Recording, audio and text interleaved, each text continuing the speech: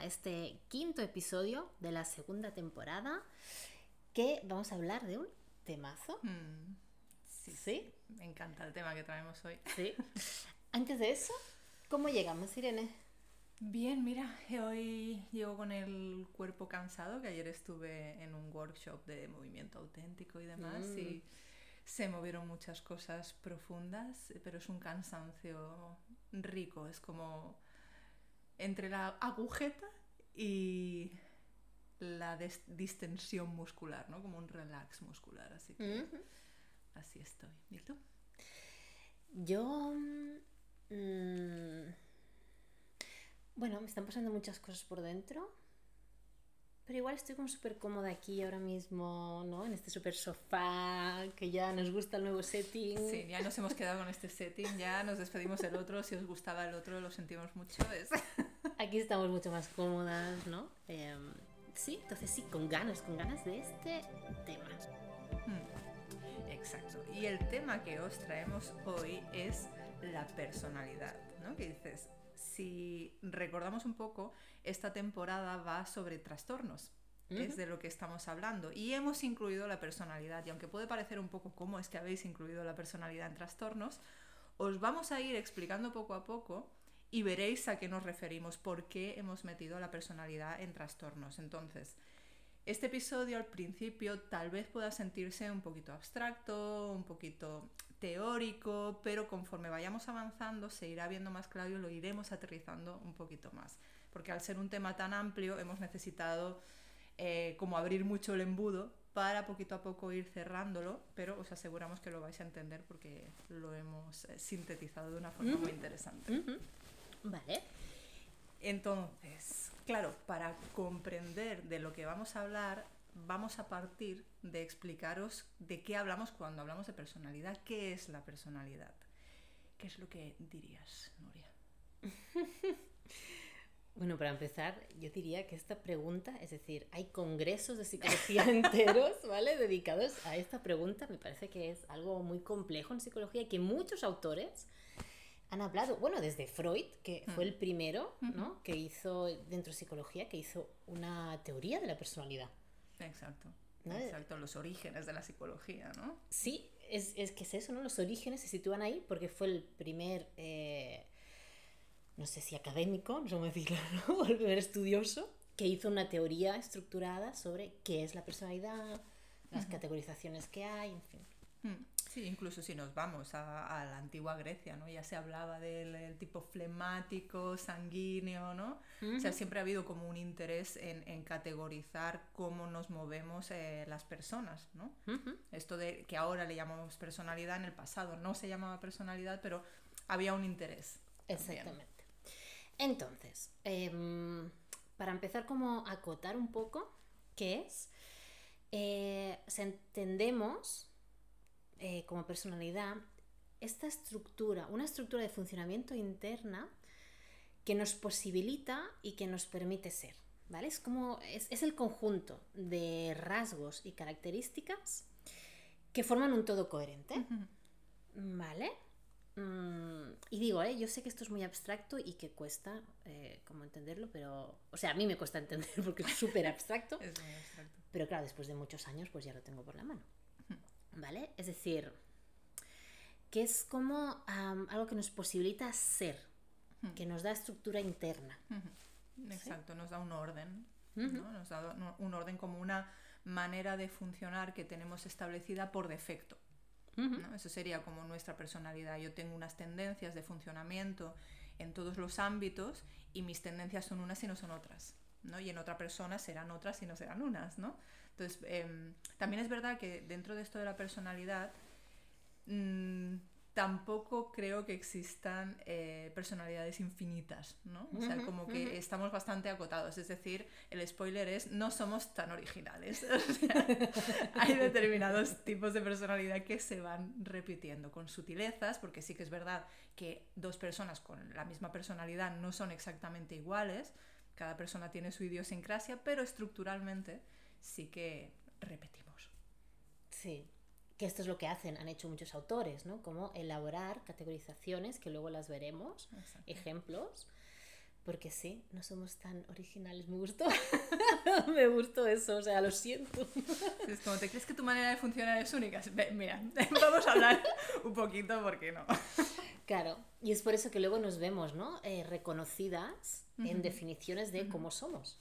¿No? Exacto. Es muy interesante cuando trabajas la personalidad. Yo que he estado en grupos de estudio de personalidad y nos categorizaban por personalidades, o sea, yo cuando me pusieron en los de mi personalidad era como, Dios, estoy rodeada de clones, o sea, era una cosa muy impresionante de decir cosas locas de la manera de funcionar, que luego lo veremos, ¿no? Y que la gente dijera, sí, yo hago lo mismo, a mí me pasa lo mismo. Es como, ¿en serio que haces lo mismo? Eso sí, sí. Entonces, claro, la siguiente pregunta es, ¿cómo se construye esta personalidad? ¿No? ¿Qué dirías tú? Claro, la personalidad se construye, si vamos al origen de todo, todas las personas nacemos con un temperamento, es decir, con unas tendencias, ¿no? Unas tendencias que vienen marcadas por determinada biología, pero es solamente una tendencia. Luego, conforme vamos creciendo a partir de nuestras experiencias con el entorno, es cómo se empieza a configurar nuestra manera de funcionar. Entonces, ¿qué es lo que determina la manera de funcionar, que vayamos hacia un lado y que vayamos hacia otro? Y lo que es más importante es las heridas, los dolores que nosotras experimentamos en función de nuestro crecimiento, es lo que nos van a orientar hacia qué lado vamos, hacia qué, o sea, cómo nos comportamos con el mundo. Sabemos que esto suena como un poco abstracto, teórico, pero tranquilas que lo vamos a ir aterrizando. ¿Qué añadirías a esto, Nerea? Sí, bueno, es esto, ¿no?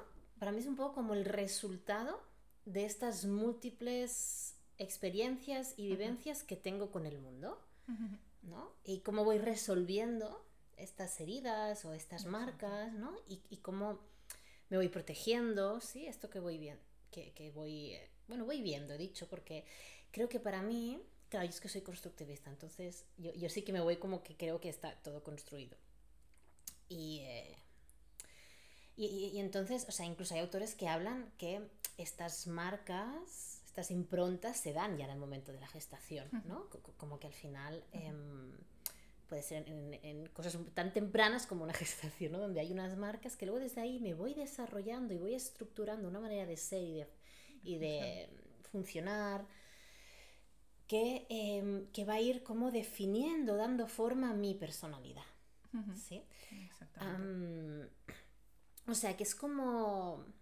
Para mí es como algo como eso, es como un resultado, ¿sabes? Es como la consecuencia de... Exactamente. Y también es algo que yo veo, cuando yo soy peque, yo veo cómo las personas cercanas a mí, cómo van resolviendo. Exactamente. Y a través de este modelaje, yo voy interiorizando estas estrategias. Exacto. ¿No? Claro, porque la personalidad se construye, o sea, si tú creces con unos padres, vas a tener una personalidad, pero si creces con otros, muy probablemente tengas otra personalidad, porque es lo que tú dices, sí. Yo estoy viendo cosas diferentes y mis vivencias también son diferentes. Que esto a mí me gustaba mucho cuando estudiaba en la carrera, como habían estudios de... que sí, espera, abro paréntesis, si nos lo paramos a pensar me parece muy perverso, porque había estudios, porque había estudios de gemelos que estaban separados al nacer, que yo pensaba, ¿por qué separan a gemelos al nacer? Yo no sé, o sea, me parecía muy cruel eso, ¿eh? Es bastante cruel. O sea, la ciencia puede ser muy cruel, ha sido muy cruel. Muy cruel la ciencia. Pero bueno, se hacían eso entonces, se hacían estudios a lo largo de los años viendo las diferencias de las personas por haber crecido en entornos totalmente diferentes, ¿sí? Y claro, y esto como que detonaba, ¿no? Como el ambiente influía. Absolutamente. Sí, no, esto hay muchísimos estudios que nos dicen que eso, que la personalidad no es una cosa con la que tú naces y ya está, ¿no? O sea, es lo que te digo. Yo en todo caso sí que hay como estas tendencias, este temperamento, pero lo que acaba sucediendo tiene todo que ver con el contexto en el que estás. Sí. Y también como los resultados que yo voy obteniendo de ello. Exacto. Y a este respecto, a mí me gusta verlo y me gusta decirlo como que la personalidad al final es lo que se estructura en base a un núcleo traumático, ¿no? En base a lo que a mí más me ha hecho daño y cómo me he defendido yo, de manera que he visto que funcionaba, porque lo mismo si a mí me han hecho daño en un determinado lugar y me he defendido de la manera A, pero he visto que el resultado era malísimo porque aún recibía más dolor, entonces he probado la manera B. Y si he visto que la manera B funciona, he dicho esto para mí. Claro. ¿no? Y entonces eso ya es como algo que yo estoy incorporando en mi manera de funcionar porque siento que está funcionando para defenderme del dolor que estoy sintiendo. Exactamente. Y es muy importante, creo que también remarcar que esto no es una decisión consciente que yo hago, ¿vale? Es decir, yo no me planto con 5 años y digo, a ver, tengo este dolor ahora, me siento abandonada, ¿no? A ver. Voy a ver qué hago con esto, ¿no? ¿Cómo voy a hacer para resolverme este dolor? Voy a utilizar esta estrategia, ¿no? De protección que me gusta. No. No hacemos eso, ¿no? Sino que eso, a través del modelaje, de lo que yo veo, de cómo se resuelven otras personas y esto, pues sale como esa elección.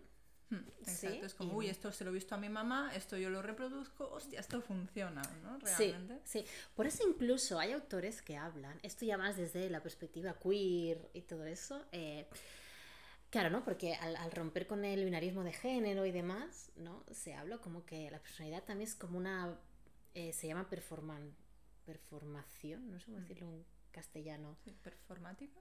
Sí, como que se performa la personalidad, ¿no? Que no es algo que o sea, que cuando tú eres pequeño no es algo con lo que tú naces, sino es algo que vas performando, como que vas actuando, Exacto. pero hasta que entonces va haciendo mella en ti, te va definiendo, ¿no? Exacto. Y justamente desde la teoría queer, las teorías queer, lo que se trata es de ir deconstruyendo eso, ¿no? Qué bueno. Como de ir quitando esas capas. Son como capas de importancia, también veo yo. Sí, como... totalmente. Bueno, pero esto ya me estoy desviando del tema, pero... Sí, de esto de cómo nos defendemos y tal, esto lo hablamos ahora. Pero igual esto que dices, me parece importante remarcar que esto de la personalidad no es una cosa que se construya en 2 días, ¿no? O sea, ya lo has dicho tú, ya desde lo que es la gestación, ahí ya empiezan a pasar cosas que se han visto que determinan hacia dónde va a ir mi personalidad, pero es que este desarrollo no acaba hasta que no tenemos 21 años. Imagínate. O sea, estamos 21 años percibiendo, bueno, viviendo en el mundo, viendo qué cosas funcionan, viendo qué cosas dañan, copiando estrategias de los demás, hasta que a los 21 años, ya la cosa que los 21 años es el momento donde el sistema nervioso ya es maduro. Pero nosotras vivimos con un sistema nervioso inmaduro en desarrollo desde que somos pequeñas. Es por eso, o sea, hasta los 21 años, es por eso que no tenemos muchos recuerdos de cuando somos pequeñas, porque las partes cerebrales que están implicadas en el recuerdo cognitivo, digamos, más allá del recuerdo emocional, que esto ya lo hablamos en otro podcast, que se queda en el cuerpo, pero el cognitivo no lo recordamos porque el cerebro no está lo suficientemente maduro. Y es eso, es que no está maduro hasta los 21 años. O sea, creo que el ser humano, creo que no estoy mal al decir esto, es el que tarda más en desarrollar su sistema nervioso de todo el reino animal. O sea, somos los más lentos. Somos muy lentos. Entonces, sí, es más, ¿no? Cuando nacemos bastante inmaduros. Súper inmaduros. O sea, somos bebés en la naturaleza, es que no... Ves otros bebés que nacen y ya se pueden andar, Exacto, ¿sabes? exacto. Porque ya nacen maduros, nosotros no. No, nacemos súper inmaduros, entonces eso, a los 21 años. Y digo esto porque hay veces que hay personas que piensan, es que yo cuando tenía 15 años era de una manera, o me costaban unas cosas y ahora me cuestan otras. Claro, porque es que en todo ese desarrollo se pueden pasar, o podemos ver así, como especies de fases de personalidad, ¿no? Antes de empezar a grabar, yo se lo decía a Nuria, yo iba mucho para otro prototipo de personalidad, que es un prototipo como mucho más hacia adentro, mucho más de solamente estar con los libros y nada en conexión con el mundo. Pero de alguna manera yo recuerdo como que a los 15, 16 años me di cuenta de que en realidad lo que se valoraba y lo que se premiaba más era el hacer, no era el resultado. Y entonces como en mi familia se ha valorado mucho el resultado y en la sociedad en la que vivimos pues también, al final esa tendencia como más de ir hacia adentro, ir hacia aislarme del mundo, se convirtió en una cosa más práctica. Entonces mi personalidad ahora es muy distinta a cuando tenía 13 años. Es curioso que digas esto porque ahora me has conectado con que yo este proceso recuerdo o como un cambio lo recuerdo más en la universidad. Yo me recuerdo que llegué siendo como más introvertida, más tímida. Yo era súper tímida de niña y tal, pero la universidad como que se me abrió un mundo que a mí, o sea, que yo quería conocer. Era como, ostras, es que me gusta este mundo, quiero conocer a estas personas, no sé, es como algo, a mí me apasiona mucho conocer y descubrir, ¿no? Como... Y eso fue una fuerza que me hizo ser más sociable y más extrovertida, ¿no? Y sí que creo que ahí cambié. ¿no? Ahí como algo en mí cambió y gente que me conoció en la adolescencia y gente que me puede ver ahora, o sea, nada que ver. Flipa, ¿no? Es como, ¿hola? Sí, como, uy, sí. Incluso, también te digo, a mí se me hace raro, ¿eh? Porque claro, esas personas me recuerdan a una Nuria que no... Claro, muy diferente. Sí, bastante. Es interesante que digas esto porque yo creo que en la universidad también me pasó un poco esto de que la cosa está de abrirme al mundo, ¿no? Y no quedarme como tanto en el encierro, también potenció esa manera de proceder, porque en la universidad también se premia mucho la productividad, el hacer, ¿no? ¿Verdad? La acción. Y yo creo que si ya he estado como un poquito ahí, fue ir a la universidad, y eso, claro, además la universidad te pilla en el momento en el que cristaliza la personalidad. Totalmente. Entonces ayudó esa experiencia con la universidad. Si no hubiera ido a la universidad, vete a saber, lo mismo no tendría el carácter que tengo. Total, seguramente. Claro. Por eso decimos, ¿no? Como que al final se va moldeando nuestra personalidad y va cambiando como resultado de las múltiples interacciones que tenemos. Sí. Entonces, Irene, vamos a seguir.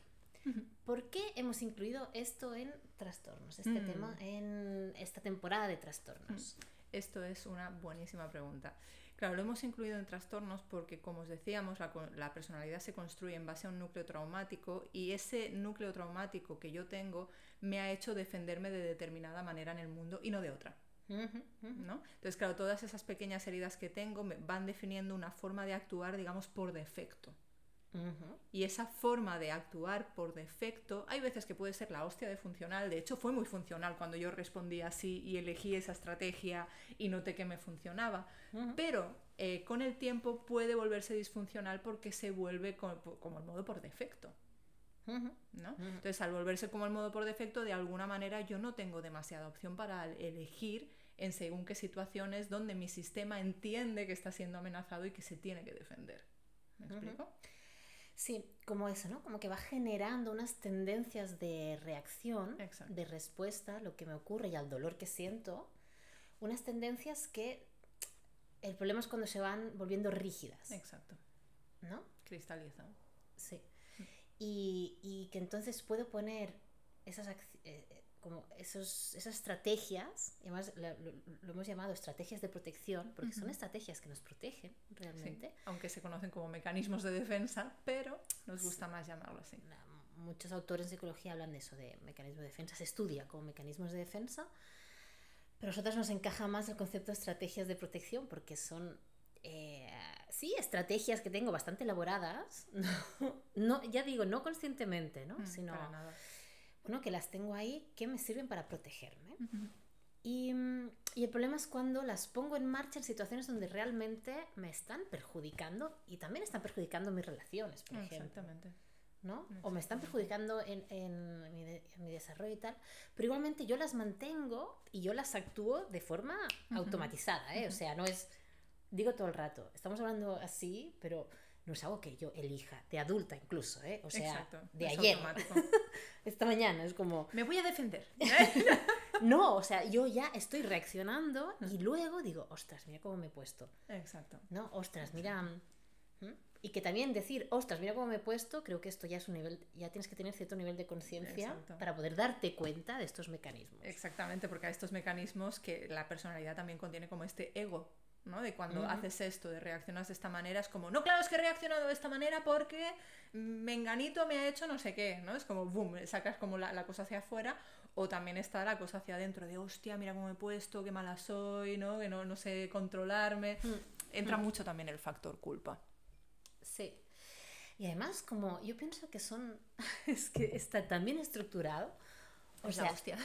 pueden encontrar razones para ser como soy y para reaccionar como reacciono. Exactamente. Es como siempre, sí, así naturalmente, espontáneamente salen todas las excusas y todas las justificaciones. Exactamente. Y es que claro, es que mira lo que me ha dicho, es que claro, es que mira cómo es que claro, ¿no? Entonces, bueno, que ya hablaremos al final de un poco cómo trabajar esto, pero bueno. Entonces, bueno, para ir cerrando este apartado, es decir, se trata que la idea es que cuando abusamos o solo utilizamos exclusivamente una estrategia de protección, es cuando podemos caer en lo que se llama esta personalidad más neurótica. Exacto. Esto es de lo que hablamos cuando hablamos de neurosis, y es por esta razón que hemos incluido la personalidad como trastorno, porque toda personalidad trae consigo su neurosis, ¿no? Y esto que quede claro, todas las personas somos neuróticas. Si no eres neurótica, eres psicótica. O sea, que ya es otro tipo de categoría de manera de funcionar, ¿no? Pero todas tenemos nuestra neurosis. Y nuestra neurosis es lo que decías, es como... O sea, todas las personas utilizamos todas las estrategias de protección, pero tenemos unas favoritas en función de nuestra personalidad. Entonces el problema es lo que tú decías, cuando abusamos de eso y en nombre de eso nos hacemos daño a nosotras o hacemos daño a los demás o al mundo, es cuando nos estamos poniendo neuróticas. Y claro, ¿cuándo nos ponemos neuróticas? Cuando más sentimos que tenemos que protegernos. Y ojo, porque es esto, cuando más sentimos que tenemos que protegernos, que no significa que siempre realmente tengamos que protegernos. Porque como decimos que es automático, es cuando el cuerpo detecta que yo me tengo que defender, entonces es cuando saca toda la neurosis, ¿no? Y entonces, Irene, como para ir un poco a lo concreto, ¿no? Para ver de qué hablamos, y quizá yo creo que si ahora podemos entrar, ¿no? A definir bien estrategias de protección, más que bien como mencionarlas, porque ya no nos da tiempo para mucho desarrollo. Creo que entonces se puede entender un poco mejor. Yo creo que sí. ¿Vale? ¿Qué estrategias mencionarías tú? Pues mira, bueno, lo que os vamos a decir es una lista que hemos elaborado nosotras, pero que en función de la teoría en la que busquéis vais a encontrar unas u otras, ¿no? Entonces yo voy a empezar por una que es psicoanalítica y que se ve muchísimo en terapia, que es la represión, ¿no? Que es como una información de algo que a mí me está pasando, la reprimo, ¿no? Es parecida en determinada manera a la negación, pero la negación tiene un componente como más cognitivo, ¿no? Como más elaborado. La represión es más de que esa información como que trato de apagarla, evidentemente eso se me queda en el cuerpo, pero esto no es el tema de hoy, pero es eso, no querer enterarme de lo que me está pasando, ¿no? Esta sería una. ¿Tú qué otra dirías? Yo luego diré más. Mira, pues yo diré otro tipo de mecanismo que es al revés, que es como más el tipo explosivo, ¿no? Como que va más hacia afuera. Si el movimiento de represión es más de contención, de aguantarme, ¿no? Y esto. Hay el otro tipo que es estas personas pues que son más tipo más polvorín, ¿no? Como que reaccionan, ¿no? Que siempre están como a la defensiva, que estás un poco la frase esa de que la mejor defensa es un buen ataque. Exacto. Este tipo de personas, ¿no? Exacto. Luego habría otro que sería la introyección, que este es un mecanismo muy interesante también, que es tragarme ideas, valores, creencias de mí o del mundo, de lo que sea, que vienen por parte de otra persona y yo no lo digiero. Por ejemplo, sería así, a mí de niña me han dicho, eres tonta. Yo eso me lo capturo y digo, es que soy tonta. Y hay gente que en la edad adulta le pasa un poco lo mismo, ¿no? Que le dicen, es que tú eres no sé qué, y se lo cogen sin digerirlo, sin masticarlo, y entonces empiezan también a funcionar en base a esas creencias sin saber si realmente son ciertas. Vale, y ahora pienso yo en... no sé por qué me está pareciendo como... Tú dices un movimiento, yo digo... Es verdad, todo lo contrario, ¿no? Les llamo movimientos, porque son como movimientos que hacemos. Lo son. Entonces a mí me sale aquí lo que es la proyección, ¿no? Que son estas personas que... bueno, que yo creo que... Esto yo lo veo bastante, ¿eh? No, esto va que vuela, la proyección. La proyección es, vamos, como que... para definirla a ver fácil, es como que ponen en los demás algo que realmente lo piensan ellas mismas. Exacto. ¿No? Tal cual. O sea, porque en el fondo no sabemos. Quizás sí que los demás lo piensan. ¿Quién sabe? Aquí además cada uno piensa lo que tal. Pero es esa tendencia, ¿no? De poner en los demás, es que lo otro, es que miras, que tal, y no ven lo que ellas de su propia cosecha están poniendo en esa construcción, ¿no? En esa interpretación. Claro, la de protección que hay, que es muy interesante, que en esta a mí me dieron 5 premios por utilizarla, la utilizaba muy bien, que es la retroflexión. La retroflexión es dirigir hacia uno mismo los sentimientos o los impulsos que en realidad estoy sintiendo por otra persona. Esto en el caso de las mujeres se ve mucho con la rabia, por ejemplo, de que yo siento rabia por otra persona y al final esta rabia la redirijo hacia mí, cabreándome conmigo, ¿no? O incluso haciéndome daño de maneras conscientes o inconscientes, porque esa energía que se me está generando no la estoy poniendo donde toca. entonces me la pongo a mí, ¿no? Ujú. Y voy generando como mucho peso y mucha presión, y me hago mucho daño también, o sea, esta es como muy de autolátigo, la retroflexión.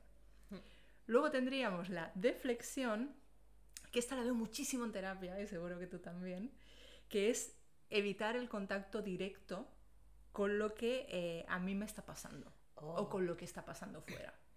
Totalmente. ¿No? Que es la típica frase de me siento mal, bueno, pero es que esto le pasa a todo el mundo, o bueno, es que mi jefe me ha gritado, pero bueno, a mi vecina también le pasa, ¿no? Es como quitar la importancia, es como perder el contacto con el dolor real, y uno de los mecanismos, o sea, se suele utilizar este mecanismo, eso, restando la importancia a lo que a mí me está pasando. Mira, ahora me haces pensar en otro mecanismo que es el desplazamiento, que es como cuando yo no puedo enfadarme con mi jefe, porque esto me pondría en peligro mi lugar de trabajo. ¿Qué hago? Llego a casa y me enfado con mi pareja. Esto, ¿no? Es un clásico también. Es muy clásico esto, el desplazamiento. Es como realmente no es que te esté molestando que tu pareja, no sé, o sea, te puede molestar que no haya, yo qué sé, fregado los platos, pero tampoco es para montarle un pollo. Sino es que ya uno viene calentita de que el trabajo está aguantando mucho, ¿no? Y de golpe, vamos, me desahogo por ahí. Le va a él. Y un último mecanismo que os vamos a comentar, que como os decía, hay más, buscad porque hay chorrocientos, es la confluencia, que este también es un mecanismo muy feminizado, que veo muchísimo en terapia, seguro que tú también, que es un poco perder la capacidad de diferenciar entre yo y tú. Yo tiendo a fusionarme contigo, ¿no? Y si, yo qué sé, vamos a ir a un restaurante y me dices, Irene, ¿cuál quieres ir? No sé. ¿Tú cuál quieres ir? Al japonés. Y yo te digo, pues sí, yo también quiero ir al japonés, ¿no? Es como personas que se pierden en el otro, que están delante de otra persona y de alguna manera se desconectan de ellas mismas para satisfacer lo que quiere el otro. Que esto es lo que decíamos, es inconsciente. No es que yo elija satisfacerte, sino que de manera automática yo me niego, yo me anulo para satisfacerte a ti. Que esto, ya termino con esto. Otro que pienso que también yo veo mucho es, bueno, de las personas que tienen tendencia a deprimirse. O sea, con una manera de reaccionar, ¿no? Es como cuando algo me molesta, cuando algo me hace daño, lo que hago es me aíslo, me voy hacia la tristeza, ¿no? Me voy hacia la impotencia, ¿no? La hipoactivación. Es como, pero realmente es una estrategia de protección. Exacto. Esa. El no contacto, ¿no? Todo eso. Exacto, y estaba pensando algo que yo os lo voy a dejar ahí, porque si estos mecanismos, alguno de ellos os suenan y dices, hostia, es que este lo utilizo un montón, entonces yo lo que te diría es, bueno, ¿en qué momento en tu infancia lo utilizaste? ¿No? Porque esto si ha cristalizado es porque de alguna manera tú entendiste que hacer esto era una buena idea. Exactamente. Así que autoterapia. Muy bien, y entonces también queríamos comentaros un poco los tipos de categorización de personalidad que existen. Es decir, pues muchos autores y desde muchos lugares diferentes se han propuesto maneras de poner en categorías la personalidad.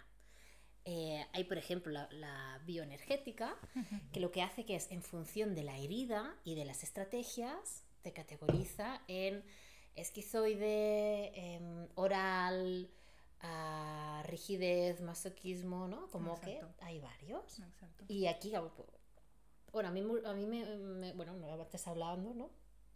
Nos gustaba poner ejemplos, por ejemplo, la bioenergética y estos. También pienso el DSM también. Hay un apartado que son trastornos de personalidad, ¿no? Y en el fondo es una manera de categorizar como sí que son ellos maneras disfuncionales de ser, pero bueno, igual creo que en la revisión del cuarto introdujeron trastorno de personalidad obsesiva, ¿no? Como una tendencia, la tendencia neurótica y obsesiva, pero como un rasgo de personalidad. Aquí, por ejemplo, ¿no? También pienso como desde Jung. Jung, por ejemplo, hay algo que es muy, bueno, que yo en su momento creo que más de una persona conoce, que es como una categorización que tienes que hacer un test súper largo, y entonces te da como unas letras que te definen, ¿no? Yo me acuerdo, me salió como INFJ o IN no sé qué, ¿sabes? Muy recordable. Sí, con mucho Gracias, sentido. Total. Pues esto es una teoría de la personalidad, ¿no? O sea, detrás de esa categorización hay una teoría de cómo somos. De cómo funcionamos, exactamente. Otro que a mí me gusta mucho también que he estudiado es el eneagrama, que me hacía mucha gracia, ¿no? Porque lo que dices del DSM, lo que me parece muy interesante es que, bueno, el eneagrama para mí da una visión mucho más completa de la que puede dar el DSM, aunque cualquier cosa para mí da una visión mucho más completa de lo que puede dar el DSM.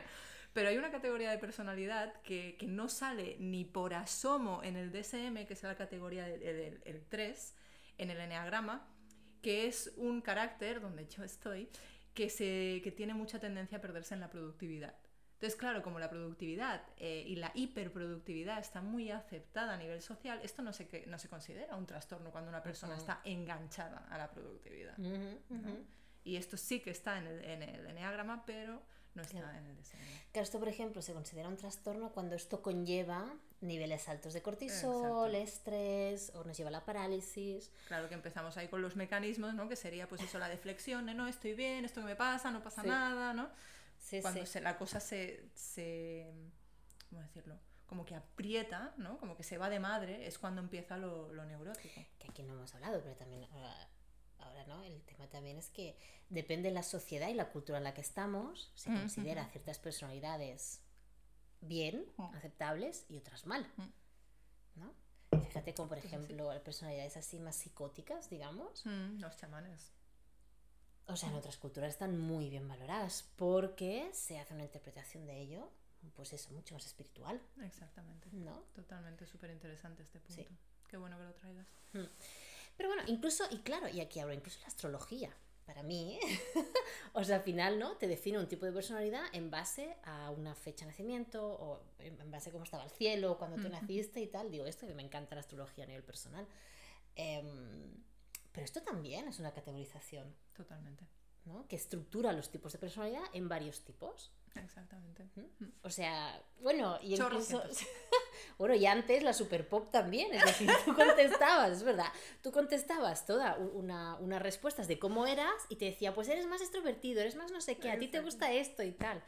Pues cuántas veces yo eso lo hacía y, ay, vale, yo soy así, ¿no? Claro, eso ayudaba a definir, me ayudaba o perjudicaba, no sé decirte, pero... Pero en un momento parecía que al menos aliviaba, ¿no? Claro, porque algo bueno es que eso te hace reconocible. Exacto. Y te hace posible, es como, ay, vale, que estoy aquí. Exacto, sí, como te ponen el mapa, ¿no? Es como... Exactamente, y esto es súper necesario. Es muy importante. Total. Entonces, ya para ir cerrando el capítulo, venga, ¿cómo es el trabajo en terapia? ¿No? De la personalidad y de las estrategias de protección.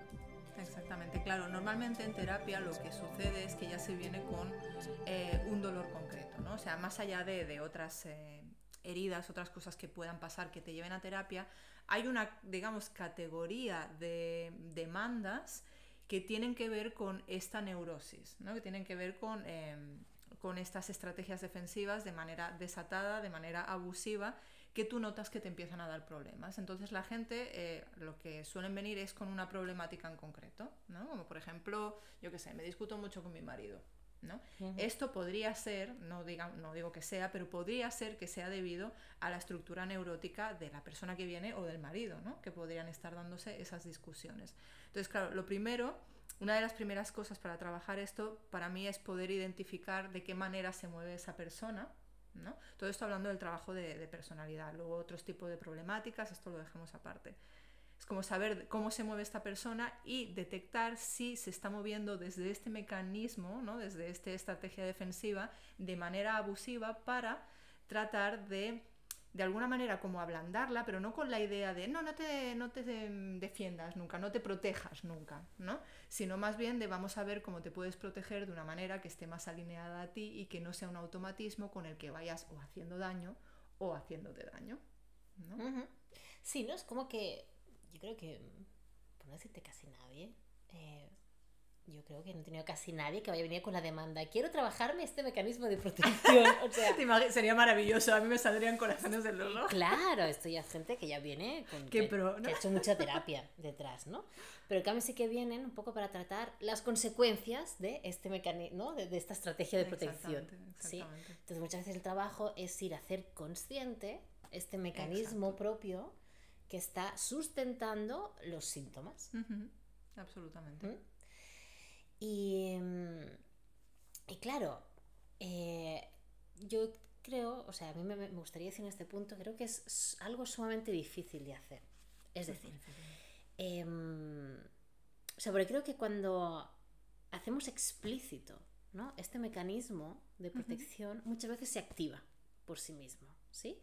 Y cuando se activa, lo actuamos sin darnos cuenta. O sea, porque realmente, como todo nuestro cuerpo, nuestro sentir, nuestro pensamiento está alineado con esa estrategia de protección, ¿sí? Y tenemos todas las razones del mundo, me he dicho antes, para hacer lo que somos. Y esto también puede ocurrir en terapia, ¿no? Sí.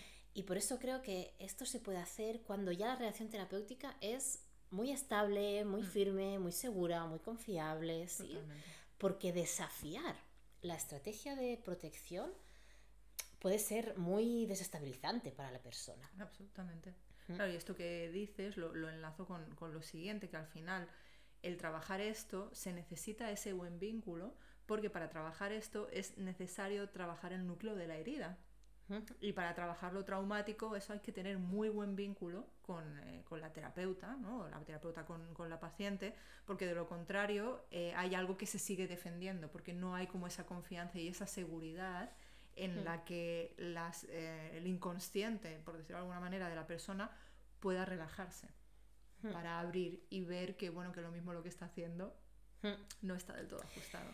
Que quizás eso, ¿no? Quizás no es que se trabaje tanto los mecanismos de protección, sino que se intenta ir a ese núcleo traumático que está como más al centro. Siempre digo que hay el núcleo traumático y luego hay los mecanismos de protección que yo he desarrollado. Entonces, claro, si nos quedamos en los mecanismos de protección, eso no funciona.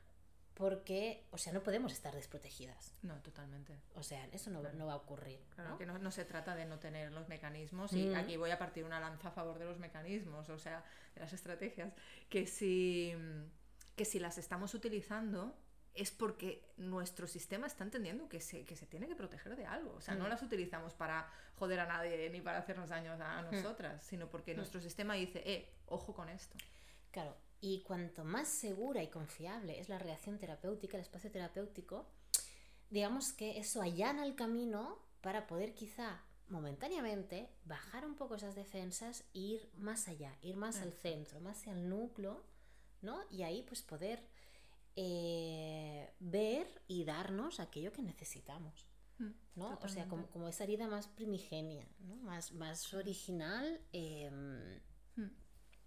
Claro, para ir como más hacia nosotras, ¿no? Porque te escucho y me parece muy bonito lo que dices, porque de alguna manera es ir como a lo pretraumático, ¿no? De alguna forma, bueno, si quitamos, por decirlo de alguna manera, porque no se puede quitar, pero si quitamos esa capa de trauma, ¿tú cómo quieres reaccionar? ¿Qué es lo que a ti te viene realmente bien en esta situación que te está disparando?